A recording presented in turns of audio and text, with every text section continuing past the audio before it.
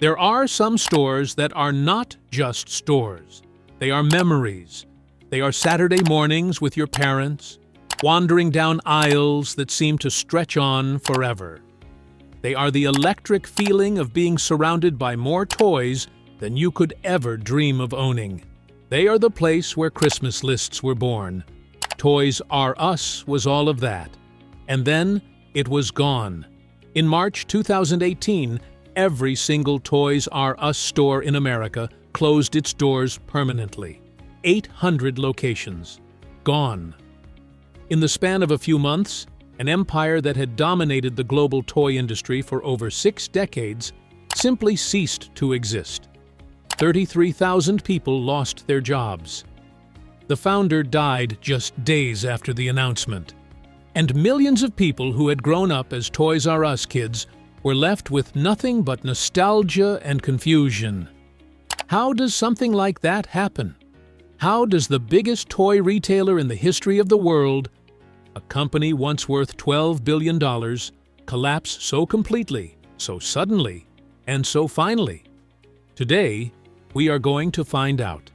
This is the full story of Toys R Us, from its extraordinary rise to its devastating fall. Chapter 1. One Man, One Hunch, One Empire. To understand the collapse, you have to first understand the man who built it all. His name was Charles Lazarus, and in 1948, newly returned from World War II, he had a hunch. America was about to have a lot of babies. The post-war generation was getting married, settling down, and starting families at a pace the country had never seen before. Lazarus saw it coming before almost anyone else. He opened a small store in his father's old bicycle repair shop in Washington, D.C., and stocked it with baby furniture, cribs, prams, high chairs, strollers. He called it Children's Supermart. It worked. But then Lazarus noticed something interesting. Customers would come in to buy a crib for their first child, and they would not come back. You only need so many cribs. What they did keep coming back for was toys. Toys for birthdays. Toys for Christmas. Toys just because. It was a purchase that never really stopped. So Lazarus pivoted. Out went the baby furniture. In came the toys. And in 1957, he renamed the store Toys R Us, deliberately spelling it backwards, with the R flipped around, so the children would feel like the name was written just for them. The concept he built was genuinely revolutionary. At a time when most toy shops were small, cluttered, and seasonal, Lazarus created something completely different. Wide aisles, warehouse-style shelving stacked to the ceiling. Thousands of products available year-round, not just at Christmas. A self-service model, like a supermarket, where customers could browse freely without a salesperson hovering over them. It was the toy superstore, and nobody had ever done it before. The 1970s and 1980s were a golden era. Stores opened across America at a staggering rate. Toys R Us became the destination for every child in the country. The television commercials, with children singing, "I don't want to grow up, I'm a Toys R Us kid," became one of the most recognizable jingles in American advertising history. Geoffrey the Giraffe, the brand's cheerful mascot, was as recognizable to children as Mickey Mouse. By the mid-1980s, Toys R Us was expanding internationally, into Canada, the United Kingdom, Europe, and beyond. By the 1990s, the company operated over 1,500 stores worldwide and controlled more than 20% of the entire American toy market. Not just the toy store market, the entire toy market. Charles Lazarus had not just built a business. He had built a cultural institution, a place that existed in the childhood memories of an entire generation. Chapter 2. The First Cracks. But even at its peak, the cracks were already beginning to form. The first threat came not from the internet, but from the big box retailers. Throughout the 1990s, Walmart and Target began aggressively expanding their toy sections. And they had one enormous advantage over Toys R Us: footfall. Families were already going to Walmart every week to buy groceries and household goods. While they were there, they could pick up toys too. It was convenient. And crucially, Walmart and Target could afford to sell toys at or below cost, subsidized by the profits from everything else they sold. Toys R Us could not do that. Toys were their only product. If they dropped prices too low, they bled money. The company responded by trying to compete on price, but it was a war they were structurally unable to win. The stores themselves began to suffer. While Walmart and Target invested constantly in clean, modern store environments, Toys R Us locations started to feel dated. The wide aisles that had once felt exciting began to feel sparse. The warehouse aesthetic, once innovative, now felt tired. Customer experience scores dropped. Staff morale fell. The sense of magic that had once made a trip to Toys R Us feel like an event was slowly fading. Charles Lazarus, watching all of this from the sidelines after stepping back from day-to-day operations, later said publicly that the company had lost its way. It was no longer the most exciting place to buy toys. It was just another retailer, and not a particularly efficient one. Then came the internet, and with it, a decision that would prove to be one of the most catastrophic mistakes in retail history. Chapter 3: The Amazon Deal That Changed Everything. By the year 2000, the dot-com boom was at its height. Every traditional retailer in America was scrambling to figure out what the internet meant for their business. Toys R Us was no exception. To their credit, they moved quickly. They secured a $60 million investment from SoftBank to grow their online presence. And then, in the summer of 2000, they struck what seemed like a masterstroke of a deal. They partnered with Amazon to become the exclusive toy seller on the platform. Toys R Us would supply the inventory. Amazon would handle the technology and the fulfillment. Together, they would dominate online toy retail. Within the first year, the partnership worked brilliantly. The joint venture became the #1 toy destination on the entire internet. Toys R Us was winning the digital race without having to build the complicated infrastructure themselves. It seemed like the perfect solution. Then Jeff Bezos changed the rules. In 2003, without warning, other toy sellers began appearing on Amazon: Mattel, Hasbro, third-party merchants, competitors that Toys R Us believed they had specifically excluded from the platform. Bezos's position was clear. Amazon needed to offer customers the widest possible selection. If Toys R Us could not supply every toy a customer wanted, Amazon would find someone who could. Toys R Us was furious. The CEO flew out to meet Bezos personally and demanded the competitors be removed. Bezos refused. In 2004, Toys R Us filed a lawsuit against Amazon for breaching their exclusive contract. 2 years later, in 2006, a New Jersey judge sided with Toys R Us, awarding them the right to terminate the deal. Amazon eventually paid a $51 million settlement. But here is the brutal truth about that legal victory. Toys R Us won the battle and lost the war. While they had been tied to Amazon, they had spent years not building their own e-commerce platform. They had outsourced their entire digital future to a competitor, allowed that competitor to learn everything about the toy market, what sold, when it sold, and at what price, and then walked away with a court settlement instead of a digital infrastructure. By the time they tried to launch their own website, they were a decade behind. Amazon, meanwhile, had become the biggest toy retailer on the internet. One expert put it simply: Amazon got to watch firsthand what was selling, when it was selling, and what was not selling. And then they used that knowledge to destroy the company that taught them. Chapter 4. The Private Equity Trap. As if the Amazon disaster was not enough, Toys R Us was about to make an even more devastating financial error. In 2005, three private equity firms, Bain Capital, KKR, and Vornado Realty Trust, acquired Toys R Us in a leveraged buyout valued at $6.6 billion. On the surface, it looked like a lifeline, fresh investment, new leadership, a chance to modernize. In reality, it was a death sentence delivered in slow motion. In a leveraged buyout, the acquiring firms borrow enormous amounts of money to fund the purchase, and then load that debt onto the company being bought. The company becomes responsible for repaying loans it had no part in taking out. And Toys R Us was now carrying more than $5 billion in debt. The numbers were staggering. Every single year, Toys R Us was required to pay approximately $400 million in interest payments alone. $400 million. Just in interest. Before a single employee was paid. Before a single store was renovated.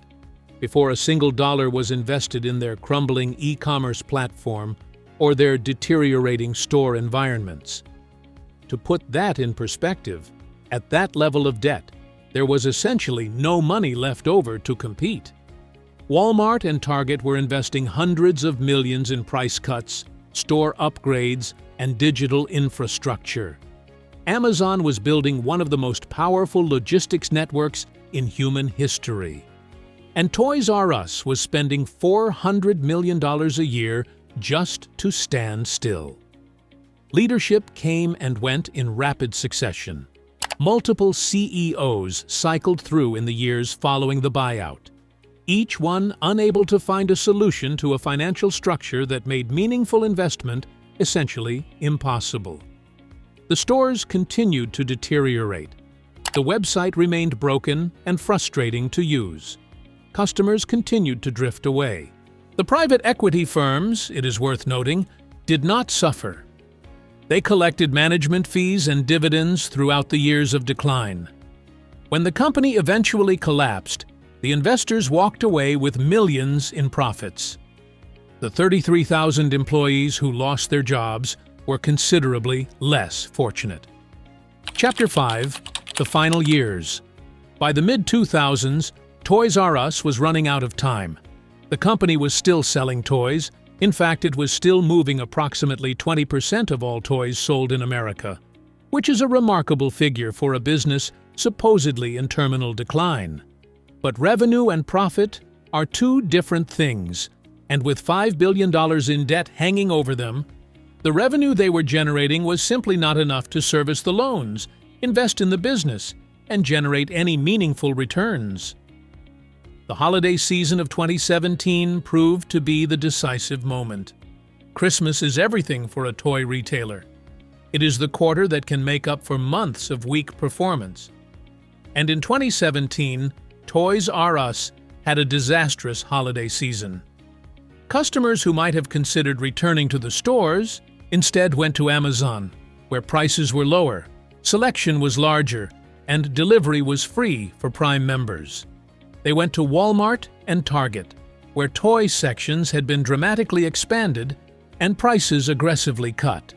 Toys R Us, with no money to compete on price and a website that still lagged years behind the competition, could not hold them. In September 2017, the company filed for Chapter 11 bankruptcy protection. The announcement was framed initially as a restructuring rather than a liquidation.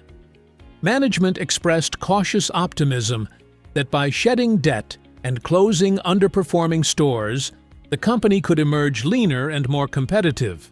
It was not to be. Toys R Us could not secure the additional financing it needed to complete the restructuring. Lenders who had extended credit in the hope of a turnaround began pulling back. The holiday season that the company had desperately needed to demonstrate viability had failed them.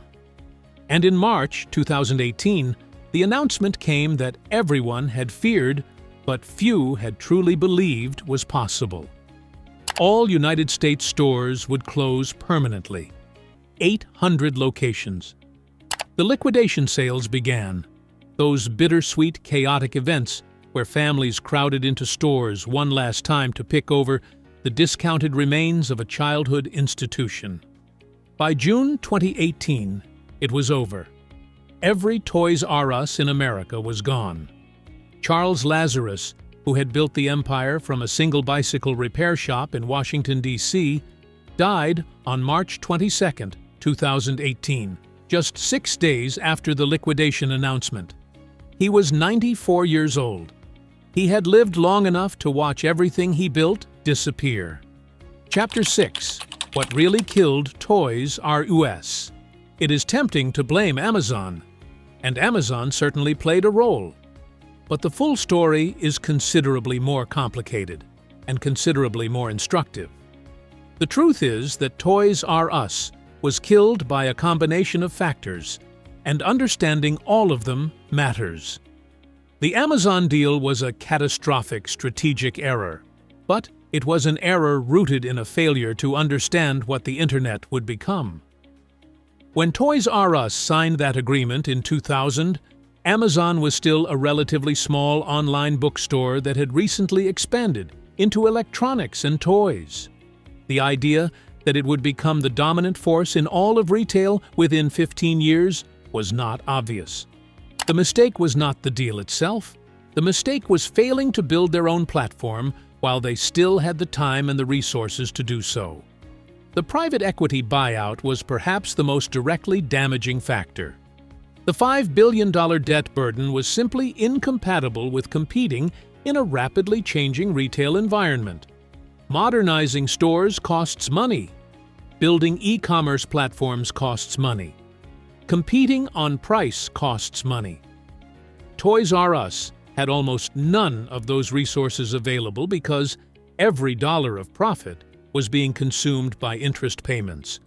The company was not failing because the market for toys was disappearing. It was failing because it had been financially engineered into an impossible position. And then there was the failure to adapt to changing consumer behavior. Children in the 2000s were not the same as children in the 1980s. Video games, tablets, streaming services, and digital entertainment were competing for the same time and money that physical toys had once monopolized. Toys R Us was slow to adapt its product mix, slow to create the kind of interactive, experiential store environment that might have given customers a reason to choose them over the convenience of online shopping. The combination of all three, strategic missteps, crippling debt, and failure to innovate, created a death spiral from which there was no escape. Chapter 7: The Aftermath and the Attempted Comeback. The collapse of Toys R Us sent shockwaves through the toy industry. Mattel and Hasbro, two of the world's largest toy manufacturers, had relied on Toys R Us as a major sales channel. When those 800 stores closed, both companies reported significant revenue shortfalls. Suppliers were left with $800 million in unpaid bills.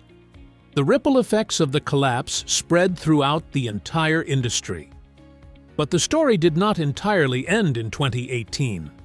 The Toys R Us brand, the name, the mascot, the intellectual property, was purchased by a brand management company called WHP Global. And over the following years, various attempts were made to bring it back to life. Small pop-up stores appeared in shopping malls. A partnership with Macy's saw Toys R Us sections installed inside department stores across America. In Canada, billionaire Doug Putman acquired the chain and attempted to keep it operating, though by late 2025, closures were continuing there as well. None of these revival efforts have come close to recapturing what Toys R Us once was. A name is not a business, and the conditions that allowed Toys R Us to thrive, a retail landscape without Amazon, without the scale of modern big-box competitors, without the smartphone in every child's hand, no longer exist. The story of Toys R Us is many things at once. It is a story about a genuine visionary, Charles Lazarus, a man who saw the future clearly enough to build an empire around it. It is a story about the ruthless reality of retail in the internet age, where even the most dominant companies can be disrupted faster than they can adapt. And it is a cautionary tale about what happens when financial engineering takes precedence over business fundamentals, when the people who own a company care more about extracting value than creating it. But more than any of those things, it is a story about the end of something irreplaceable. Because Toys R Us was not just a store. It was a shared experience. It was the place where an entire generation of children first understood what it felt like to want something so much it hurt. Where parents could watch their children's eyes go wide with wonder. Where Geoffrey the Giraffe stood at the door and made you feel just for an afternoon like the whole world was made of possibility. No amount of online convenience has ever quite replicated that feeling. And maybe that is the saddest part of the whole story.